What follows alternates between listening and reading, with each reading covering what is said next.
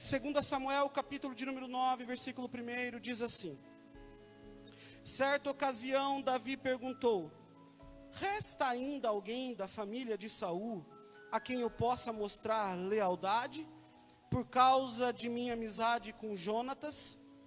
Então chamaram Ziba, um dos servos de Saul, para apresentar-se a Davi.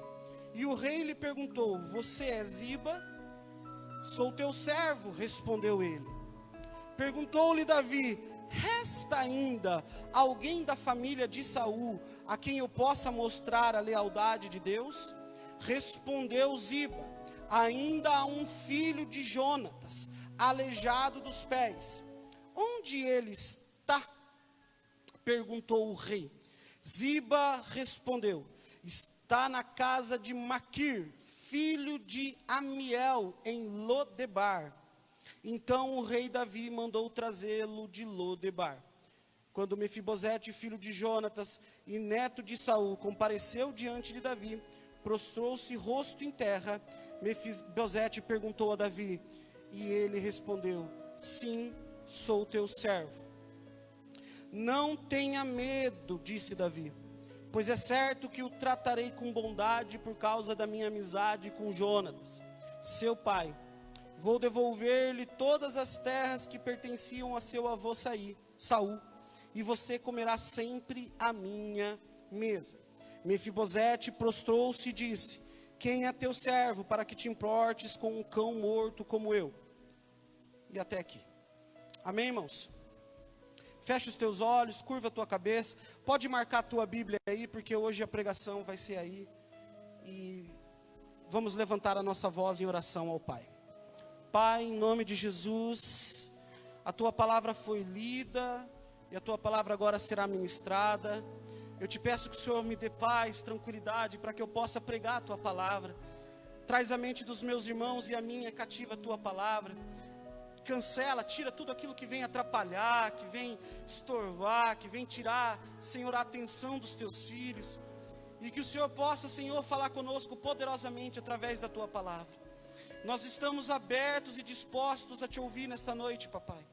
Por isso eu te peço que o conhecimento humano termine, que a sabedoria humana acabe, e que somente a tua voz seja ouvida neste altar. Que a tua palavra seja enviada e que ela vá e produza os frutos para o qual está sendo enviada, em nome de Jesus. Amém. E graças a Deus. Irmãos, nós vamos falar hoje sobre este personagem, ou o relacionamento deste personagem com Davi, seu servo. Este personagem chama Mefibosete. E como foi lido no texto, Mefibosete era filho de Jonatas, amigo de Davi e filho de Saul. Então Mefibosete é neto do primeiro rei de Israel, Saul. A palavra de Deus vai nos dizer que Saul foi ungido rei.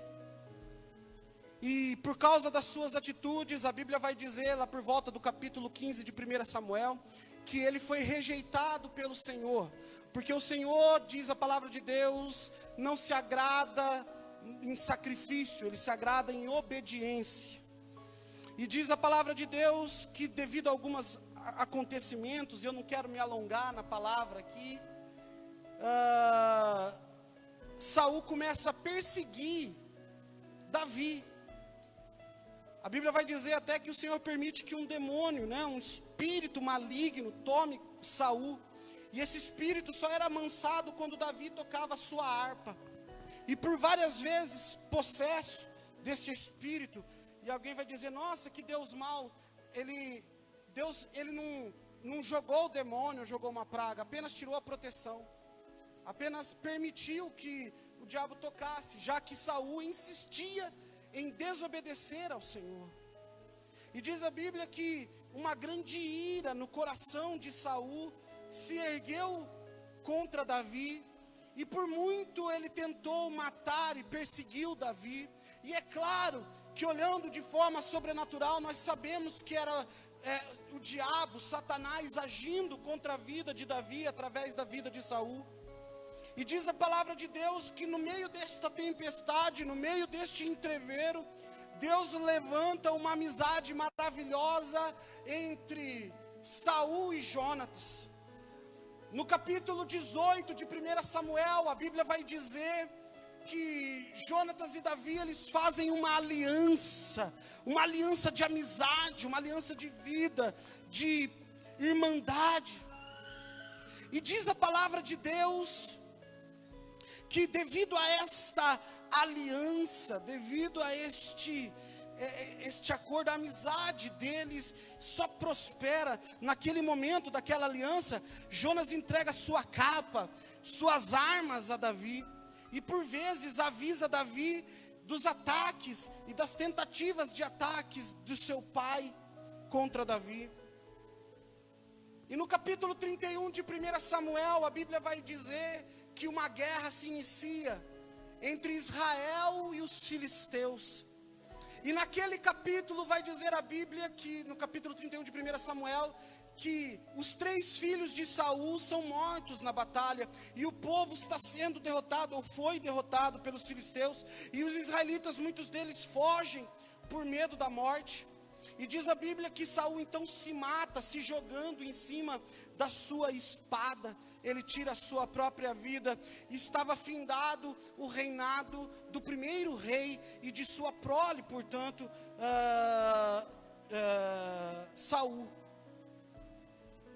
E aí então começa a história deste personagem chamado Mefibosete.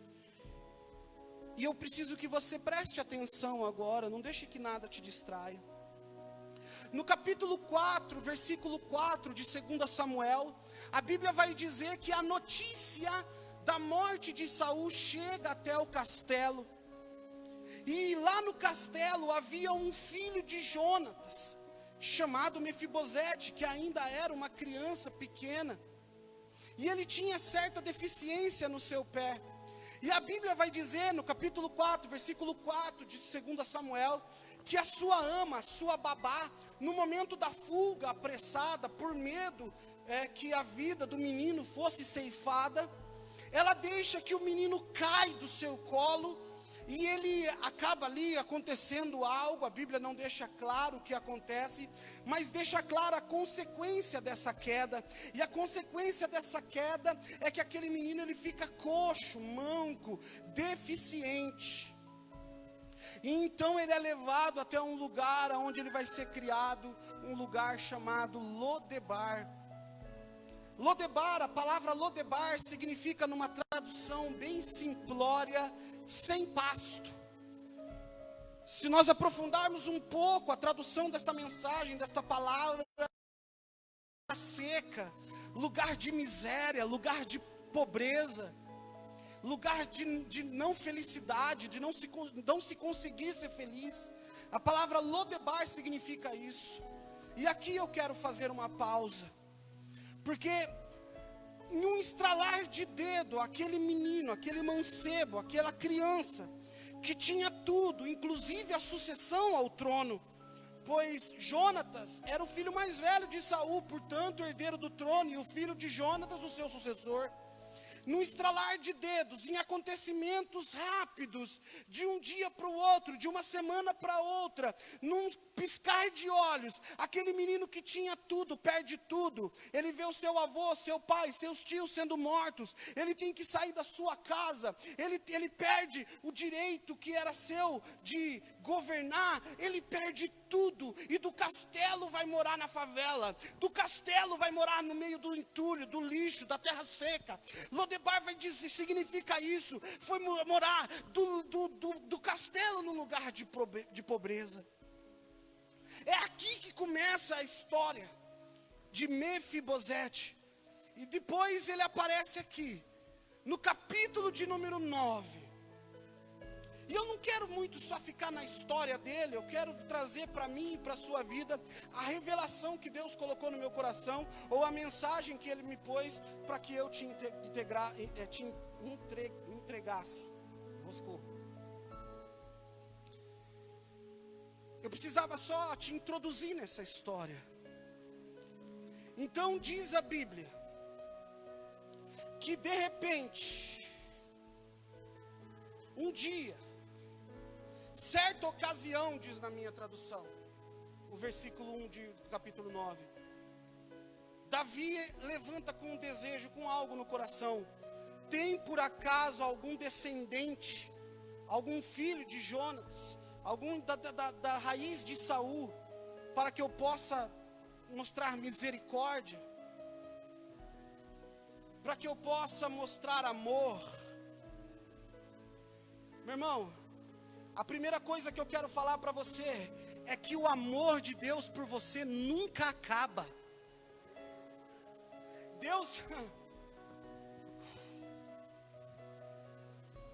Deus ele acorda todo dia. A Bíblia vai dizer que as misericórdias do Senhor se renovam toda manhã. Então todo dia de manhã Deus se levanta perguntando no céu: tem por acaso alguém para que eu tenha que mostrar a minha misericórdia hoje? Tem alguém que precisa do meu amor, da minha graça, da minha misericórdia hoje?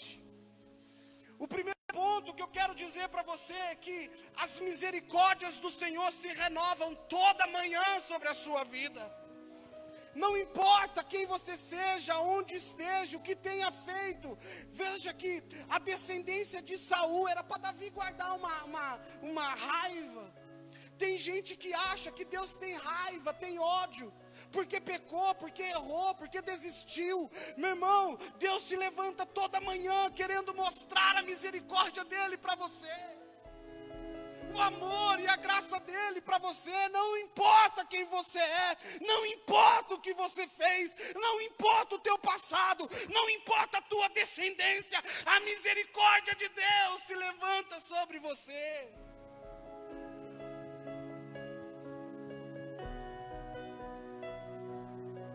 Mas a Bíblia vai dizer, Tiago capítulo de número 4, versículo de número 6, que Deus, Ele abençoa, Ele ajuda o humilde, mas resiste ao orgulhoso. Põe aí, Tiago 4, 6, deixa eu ver se é isso.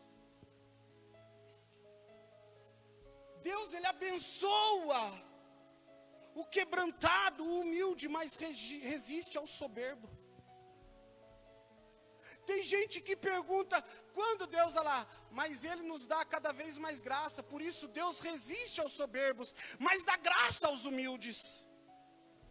É a palavra de Deus. Tem gente que pergunta, por que eu passo por tanta luta? Por que comigo as coisas parecem tão difíceis?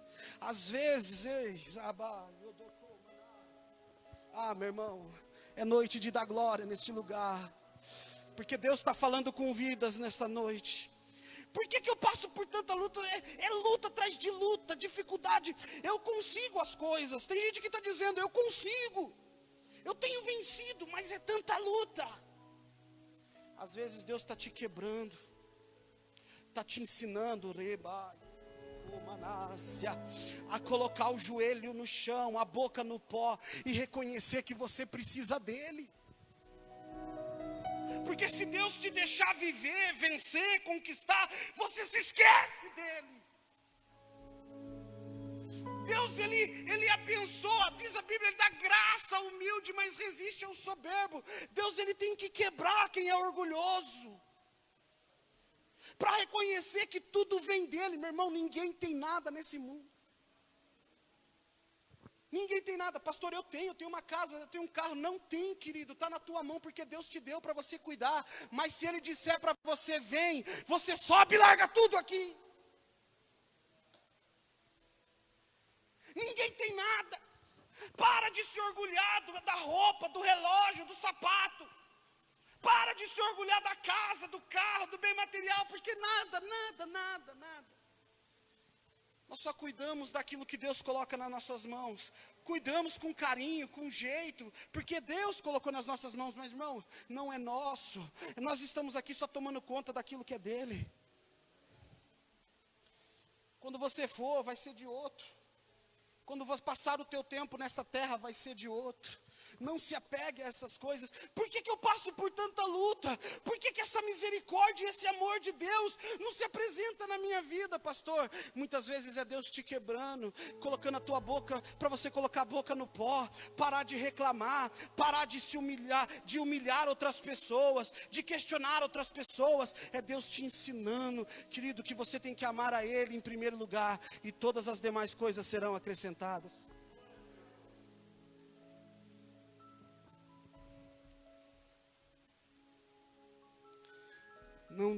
Não se esqueça disso. Não importa quem você é, não importa, as misericórdias de Deus se acendem sobre você toda manhã. O segundo ponto que eu marquei aqui é que Deus põe alguém para te defender. Chegou um tempo que o rei perguntou: tem alguém da casa de Saul para que eu mostre misericórdia? Meu irmão, se não fosse um servo chamado Ziba,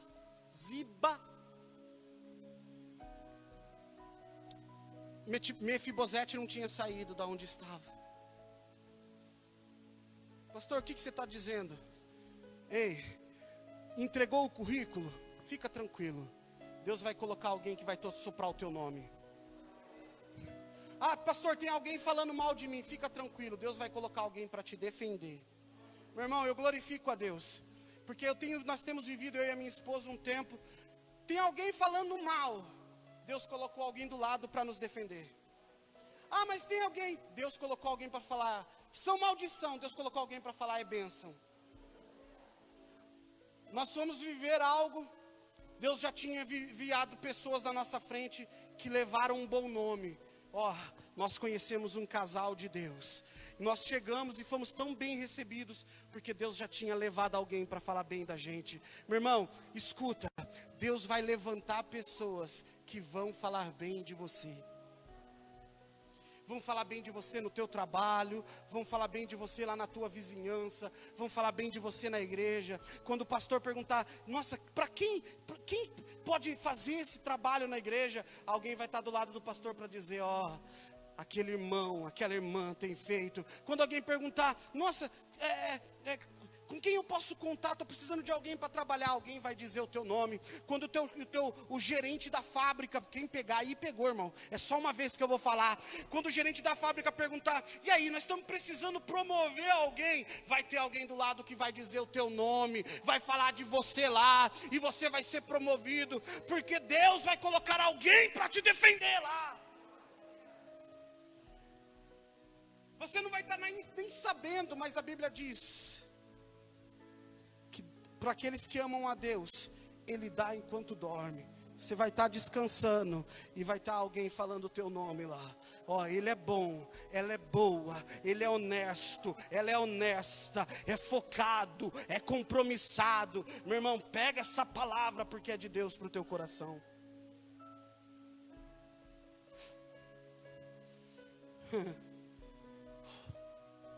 Eu já estou indo para os finalmente aqui, irmão. Terceiro ponto.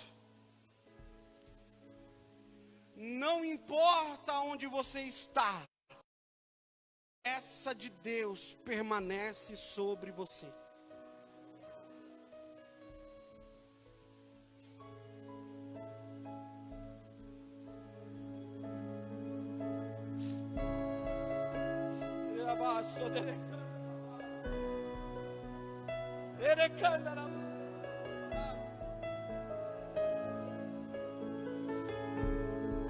A palavra de Deus diz que aquele jovem chamado Mefibosete, ele era coxo, portanto tinha dificuldade de se locomover.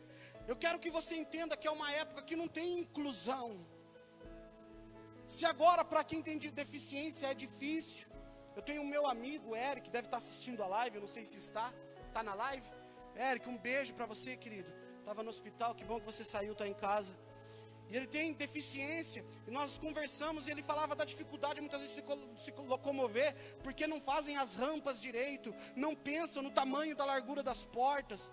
numa sociedade hoje que até pensa nisso. Até pensa, mas ainda pensa pouco. Nós vamos começar até a trabalhar no meio da nossa sociedade para ajudar a fazer mais coisas. Inclusive aqui na igreja, o Eric vai nos abençoar para ficar mais acessível. Mas naquela época não tinha nada disso. E um homem, para se sustentar, dependia da sua própria força. Aqueles que eram deficientes, você vai ver na Bíblia, normalmente estavam mendigando à beira do caminho, se a família não sustentasse. E nós vimos aqui que aquele rapaz, ele perdeu toda a família. Ele não tinha ninguém por ele dependia dele. Então ele estava vivendo uma situação difícil, deplorável. Ele estava lá no meio da favela, lá no meio do lixão, lá no meio. Mas a promessa de Deus permanecia sobre ele. Pastor, eu cometi pecado. Eu abandonei Deus. Eu desisti da fé. Eu nunca mais pisei numa igreja. Pastor, eu comecei a me preocupar tanto com as coisas materiais que eu nem oro. Eu só oro para pedir bem. Eu só oro para pedir coisa. Pastor, eu já nem sinto. Eu conversava com um jovem outro dia, atendendo via WhatsApp, um jovem que nem conheço muito, mas nós conversamos e ele disse: já faz tanto tempo que eu não oro, que eu nem sei orar mais. Faz tanto tempo que eu não oro, que eu não consigo orar mais. Talvez você está vivendo um tempo seco, sequíssimo. Talvez todo o teu relacionamento com Deus morreu. Você está vendo, porque isso aqui é interessante dizer, porque quando o nosso relacionamento com Deus apodrece, estraga, nós deixamos que isso aconteça, o nosso relacionamento com Deus definha, tudo em torno vai definhando junto, tudo em torno vai acabando junto. É o casamento, começa a ir para o buraco, é o trabalho, começa a dar tudo errado, é a saúde, começa a perecer, tudo em torno vai ficando ruim. Tudo em torno vai ficando mal. E tudo parece errado. E a Bíblia vai dizer que um abismo vai puxando o outro, um pecado puxa o outro, uma tentação leva a outra. E a hora que vê, está enrolado numa teia de mentira, de fingimento, de falsidade. Usando máscaras na igreja ou fora dela, parecendo boa pessoa, mas embranhado numa sujeira, comendo como filho pródigo, comida de porco. Mas sabe de uma coisa? Eu não vim aqui te acusar, nem te apontar. Eu vim dizer que mesmo que você esteja nessa situação, a promessa de Deus está sobre você ainda. A promessa de Deus não acaba sobre ti, não morre, não desfalece, não termina. Não importa o quanto você tenha errado, não importa o quanto você tenha falhado, a promessa de Deus está sobre você. Mas eu estou em Lodebar, mas a promessa de Deus está sobre você. Por isso que eu vou dizer para você, presta atenção.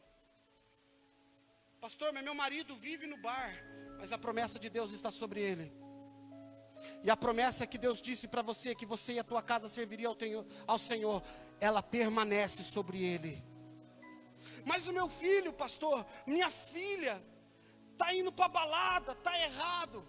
Mas a promessa de Deus prevalece, permanece sobre ele, sobre ela. Não importa onde esteja, a promessa de Deus está sobre ele. Nada pode tirar a promessa de Deus. Eu me lembro por volta de 2009, 2008, final de 2008, eu me afastei de Deus. E fiquei assim até o início de 2011. Irmão, alguém vai perguntar: nossa, pastor pecou, usou droga, bebeu. Meu irmão, eu não faço isso, é minha criação. Quem estava comigo, meu pai e meu irmão, são membros aqui da igreja. Eu tive o privilégio de batizar o meu irmão. Eles me conhecem, sabem como é a minha vida, viajaram comigo todo esse tempo, trabalharam comigo. Mas a gente se afasta. E as pessoas têm que entender isso. Não é porque você é bonzinho que a bênção de Deus está sobre você. Você tem que caminhar com Deus. Você pode ser bonzinho e ir para o inferno. Porque só Cristo salva. É por isso que quando alguém bonzinho vê alguém que é malzinho se salvando, falando que mudou de vida, ele não compreende. Porque acha que a salvação vem por obras. Meu irmão, a salvação não vem por obras. Obras fazem parte da salvação, mas ela não vem através dele. Deus tem coisas que Ele espera que a gente faça, porque a gente é salvo, recebeu um presente chamado salvação. Mas não vem através de obra, vem através de Cristo, o sacrifício dele na cruz. E naquele período, afastado de Jesus, eu olhei para homens, desanimei de ir na igreja. É por isso que quando eu falo para você que está afastado de vir na igreja, não pensa que eu estou te julgando, meu irmão. Eu sei o que é fracassar. Eu sei o que é desanimar. Eu não estou falando que você está certo não, desculpa eu dizer, você está errado, assim como eu estava errado. E no início de 2011, eu voltei para Cristo. E um culto, eu estava sentado na última cadeira da igreja. E era um momento de mover de Deus, havia um grupo recebendo oração lá no altar. Eu não quis ir porque não era sobre isso, mas eu abaixei a minha cabeça e em silêncio eu questionei a Deus na minha mente: Senhor, joguei fora todos os dons, os chamados, as promessas. E quando eu acabei de orar na minha mente isso, Deus envia um profeta que debruça atrás de mim assim no meu ouvido. E ele me diz assim: assim diz o Senhor, as minhas promessas não passarão sobre a sua vida. Quando eu tinha 14 para 15 anos, foi profetizado que eu seria pastor, trabalharia tempo integral na obra. E no período da minha vida, as coisas foram acontecendo e o caminho ficou parecendo tão distante disso. Lá em 2011, essa promessa era tão distante de se cumprir na minha vida. Hoje estou aqui, fundador, presidente, junto com a minha esposa, trabalhando na obra, tempo integral, como prometeu o Senhor. Porque aquilo que Deus promete, Ele cumpre. Não importa por onde você tem andado, a Bíblia vai dizer que o filho pródigo, quando volta para casa, ele diz: eu quero ser um servo. A resposta do pai é linda, porque é como se o pai dissesse: querido, na casa onde você é filho, você não vai ser servo.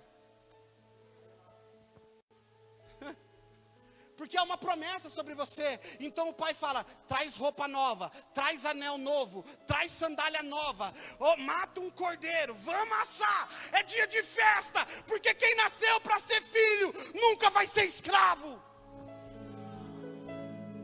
Não na casa do pai. Então não importa onde você esteja, não importa como você esteja. Talvez o mundo olhe para você e veja um lixo, mas aonde o mundo vê lixo, Deus vê luxo. Onde o mundo vê que fala que não presta, Deus tem grande esperança. Porque Deus escolhe as coisas loucas desse mundo. Eu adoro este versículo, para confundir as sábias. Ele escolhe os que não são, para confundir os que são.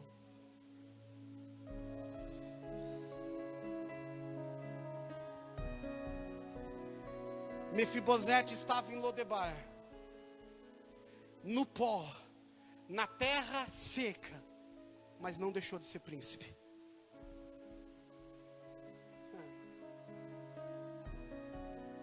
Era coxo, pobre, talvez as suas roupas gastas, velhas, sujas, mas não deixou de ser príncipe. Ei, é para você, irmão.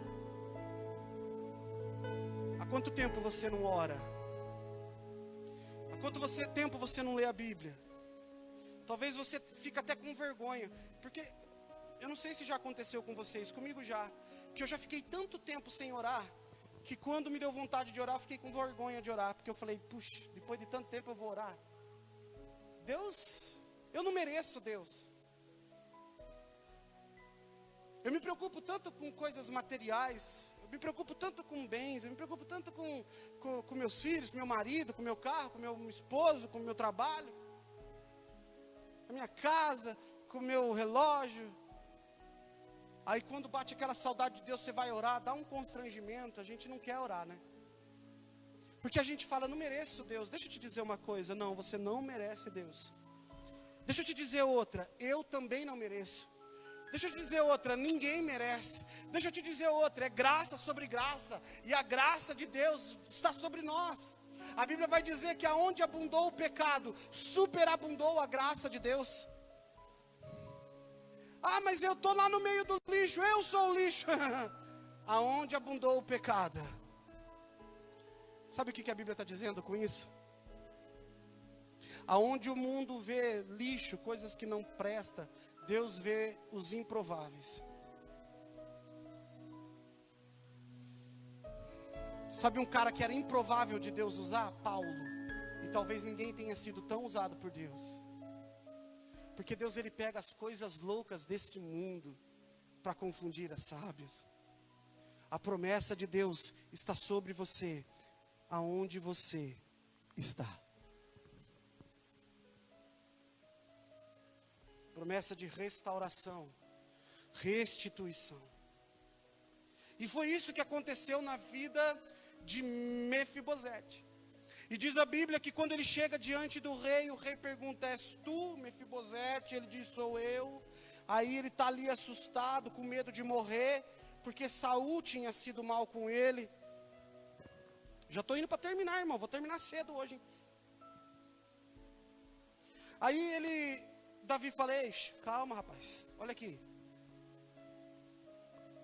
Eu vou restaurar tudo na tua vida.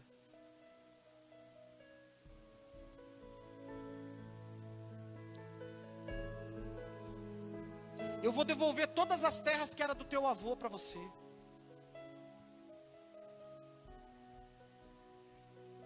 Porque quando a gente vai na presença do rei, ele faz tudo novo de novo.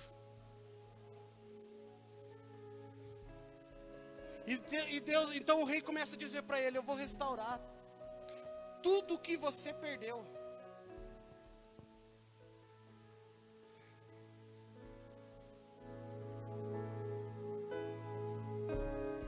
Davi começa a falar, eu vou restaurar tudo que era do teu avô, agora vai ser teu. As terras, o tesouro. Você vai voltar a ser rico. Você vai voltar a ser próspero. Mas tem mais. Porque a partir de agora você mora aqui. Você come aqui, no castelo. Na minha mesa. Como um dos meus filhos.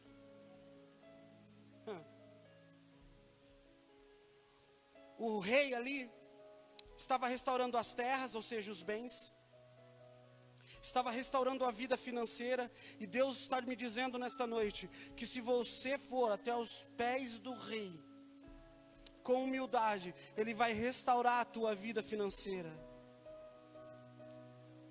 Vai restaurar para você o seu status de filho, ou seja, de príncipe. Você já não vai mais comer com os cães, você vai comer com os reis. Porque Deus te chama para estar por cima e não por baixo, para ser cabeça e não cauda. Você já não vai andar mais com a cabeça baixa,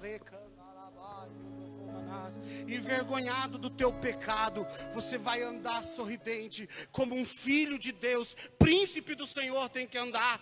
O rei restaura os bens, o rei restaura o status de príncipe. Aonde os príncipes comem, você vai comer também. E tem mais uma coisa, versículo de número 11 de 2 Samuel 9, diz assim a palavra de Deus. Então Ziba disse ao rei, o teu servo fará tudo o que o rei meu senhor ordenou. Assim, Mefibosete passou a comer na mesa de Davi. Mas mais do que isso, como se fosse um dos seus filhos.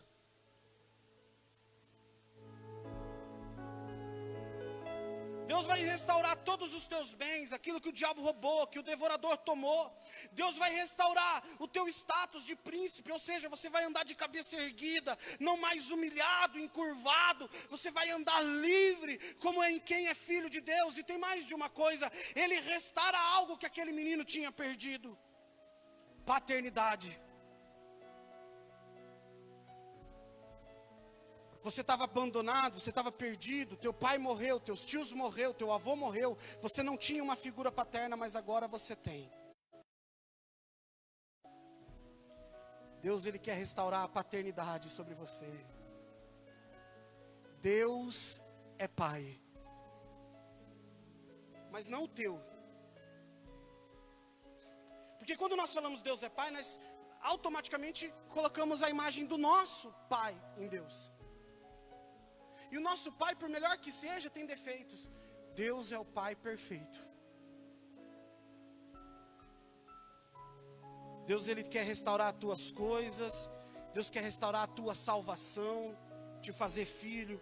Ele quer restaurar a paternidade. A paternidade significa: eu cuido de você agora.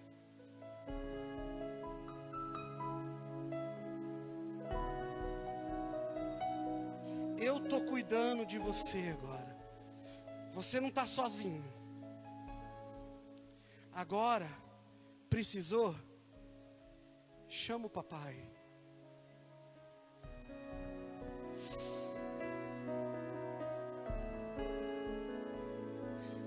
Está doendo? Chama o papai. Está sofrendo? Chama o papai. Caiu, está prostrado, chama o papai que Ele te põe de pé. Está se sentindo sozinho, chama o papai que Ele te toma nos braços.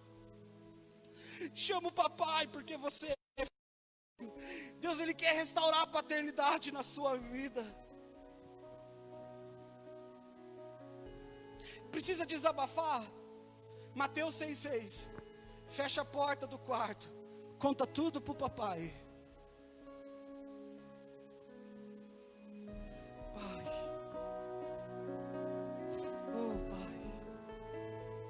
Fecha os teus olhos por um momento. Ainda não acabou, mas eu quero aproveitar esse 1 minuto, 2 minutos. Conta para o papai. Aí na tua casa, fecha os olhos. Está sofrendo, está doendo, está chorando, está machucando, está dodói. Conta para o papai. Conta para o papai.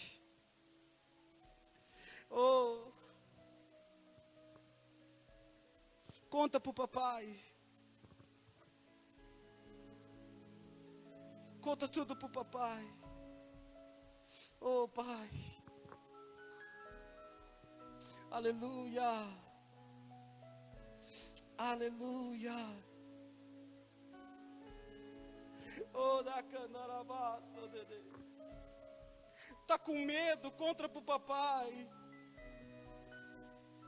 Não sabe o que fazer? Conta para o papai. Não sabe para quem pedir? Pede para o papai. Oh. Oh.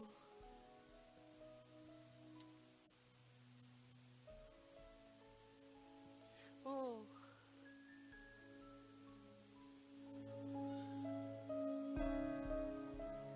Aleluia. Ele te perdoa. Está sofrendo por causa do erro, do pecado. Pede perdão para o papai.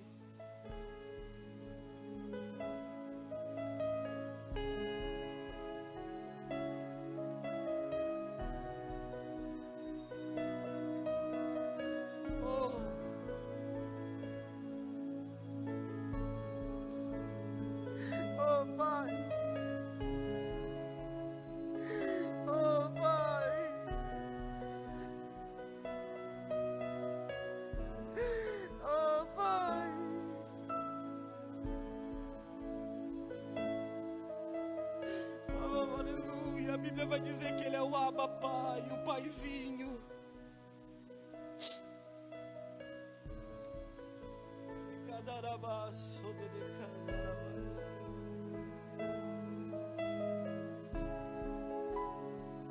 Oh, Pai.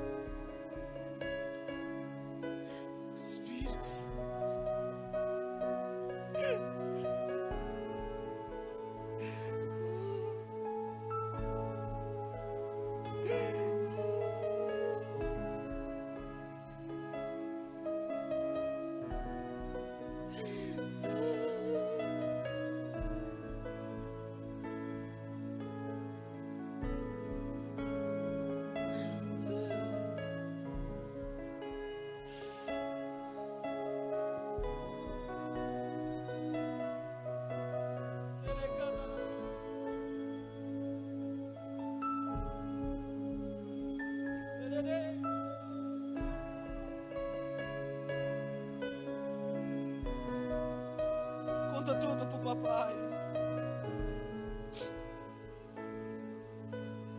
Aleluia.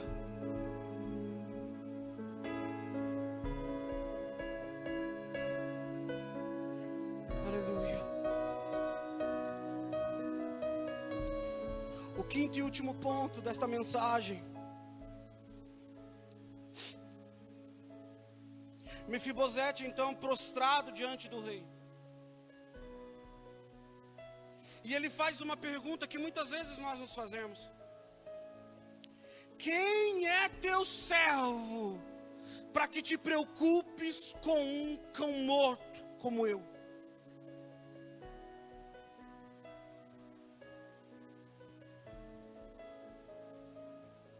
Essa expressão cão morto, ela aparece 3 vezes na Bíblia, no Antigo Testamento. 2 delas usadas por Davi contra Saul.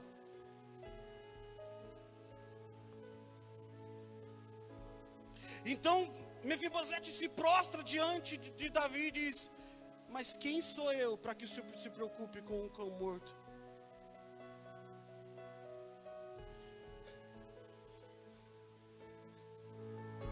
E Davi continua como se ele não tivesse nem falado. Fala: chama Zipa. Eu devolvi tudo que era dele para ele. Tudo que pertencia a ele, a família dele. Você, Zipa, vai trabalhar lá.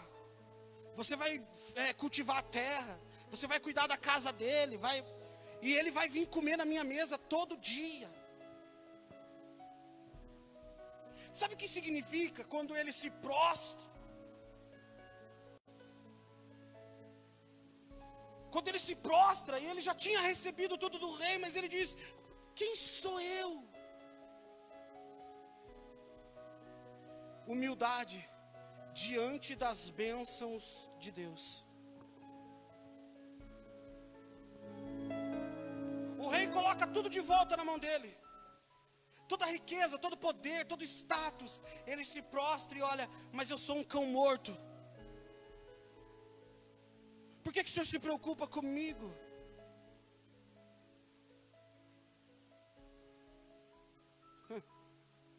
Meu irmão, quando Deus colocar na tua mão tudo o que Ele prometeu, seja humilde. E reconheça que sem Deus você não é nada.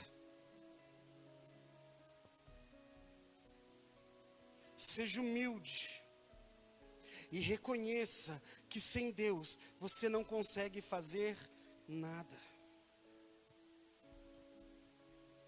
Seja humilde e saiba que se não for a mão de Deus trabalhando em teu favor, você não pode nada.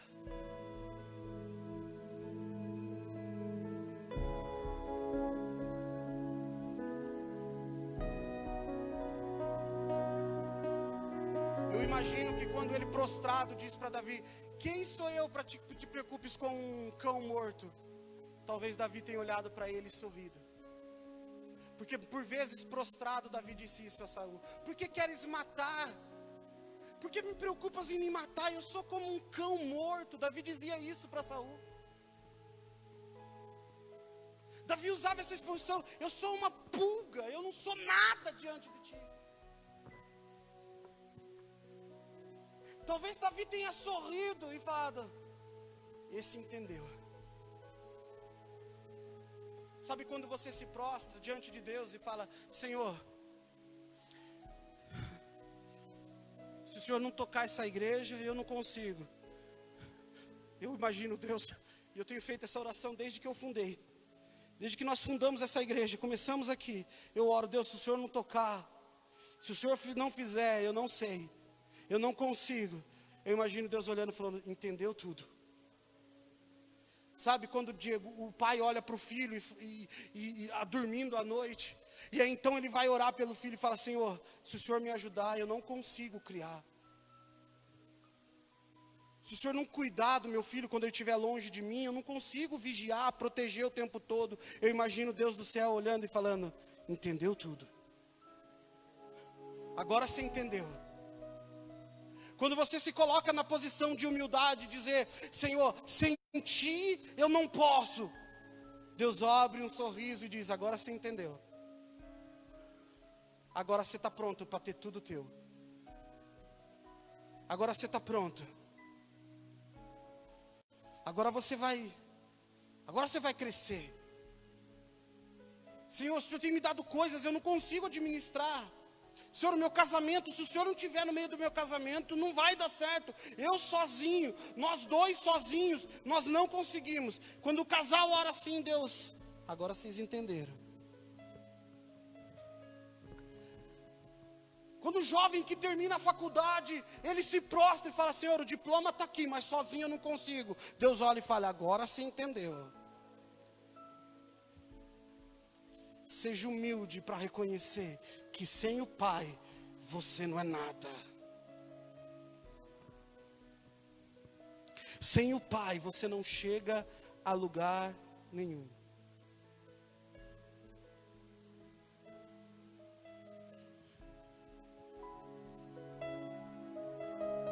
O versículo de número 12 e 13.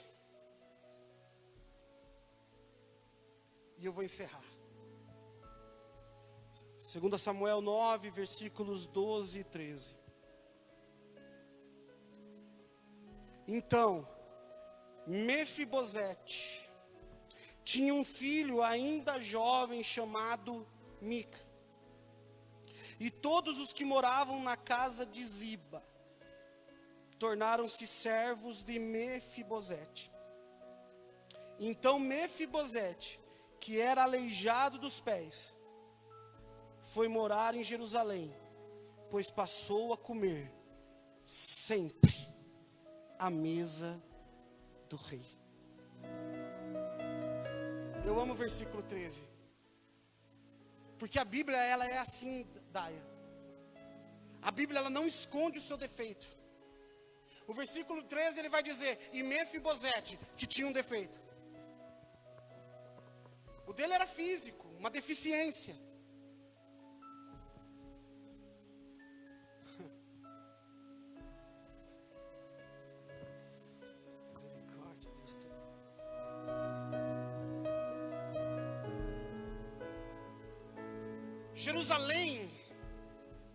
Jerusalém é a terra santa, o lugar santo, lugar da morada de Deus, Jerusalém. Tanto é que a Bíblia fala da nova Jerusalém. Então quando falamos de Jerusalém, falamos de lugar de santidade, de presença de Deus. Olha o versículo 13, meu irmão, eu vou encerrar aqui, presta atenção. O versículo 13 termina assim: e Mefibosete, mesmo com seu defeito, entrou na terra santa e comeu na mesa do rei.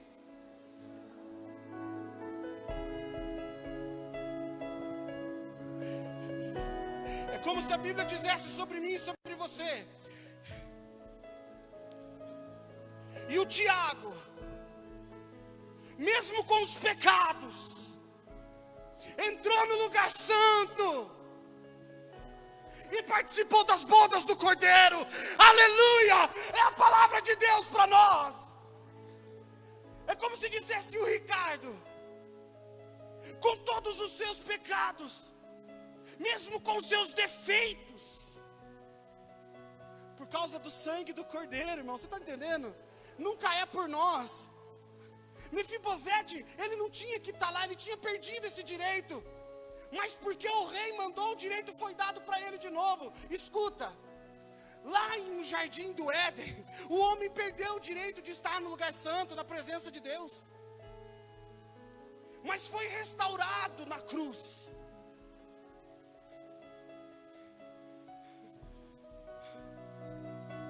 Sabe por que podemos entrar no lugar santo? Porque Jesus disse que nós podemos.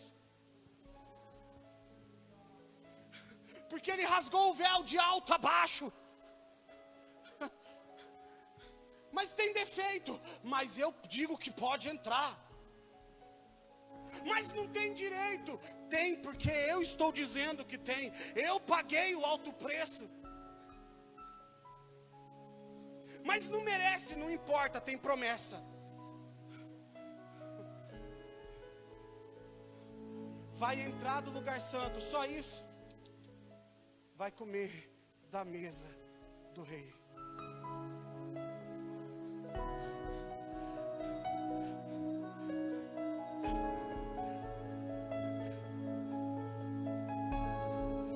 isso que a Bíblia fala que nós somos co-herdeiros com Cristo. É porque eu e você somos como esse Mefibosete. Parecíamos cão mortos, mas Ele pagou um preço para nos fazer príncipe, princesa, e nos colocar à mesa do rei. Sabe o que significa? Tudo tudo que é do rei é nosso. Nós temos acesso a tudo que é do rei.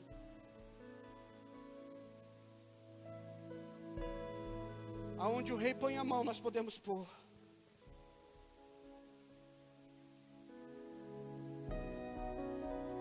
É por isso que Mateus 6,33 vai dizer: buscai, pois, o reino de Deus e a sua justiça, e todas as demais coisas vos serão acrescentadas, porque tudo que é do rei é seu. Porque nós nos preocupamos com ouro, com prata, com o que comer e vestir. Tudo que é do rei já é nosso. Nós temos que buscar agradar a Ele. Vamos agradar a Ele.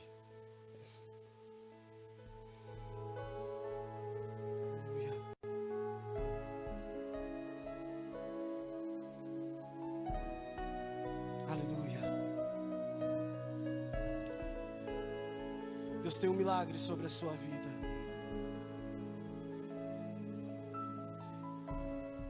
Eu imagino Mefibosete lá em Lodebar. De repente chega a carruagem do rei.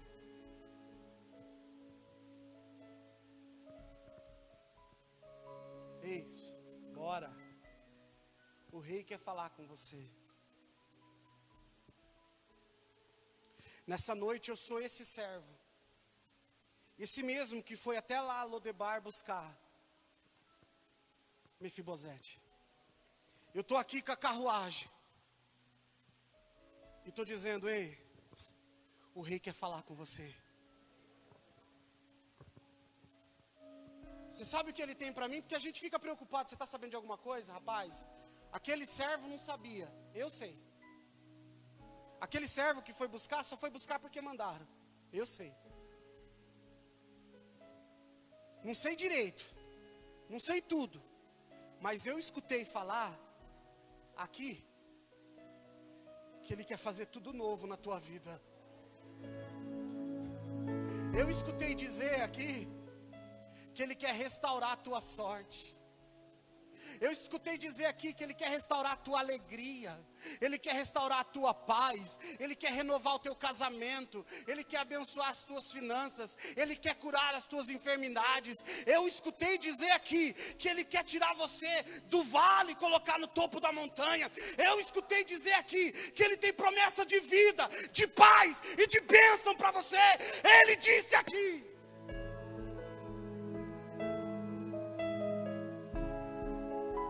A carruagem de Deus está chegando aí. O Espírito está passando aí.